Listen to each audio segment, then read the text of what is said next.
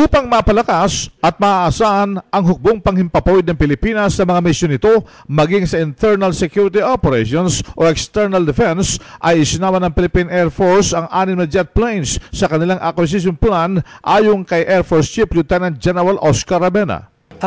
Merong proposal ang Philippine Air Force and it will go through the proper procedure until such time that the funds can be made available for this. Katulad ba ito ng nauna natin mga Blue Diamonds nung araw? Yung proposal namin is we call it a lead in jet trainer aircraft, and it has the capability of performing that of a multi-role fighter aircraft. Ano ibig sabihin ng multi-role? Kaya nga pwede mag-air-to-air, pwede rin mag-air-to-ground, pwede siyang mag-combat air patrol. So marami siyang kakayahan, yes, with capabilities. We can use it for internal security operations. We can also use it for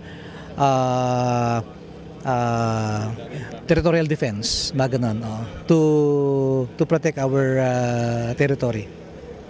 Si Air Force Chief Lieutenant General Oscar Rabena. Ang Philippine Air Force ay mayroong 12 mga jet planes na tinaguriang Blue Diamonds na na-decommission na maraming taon na nakakaraan.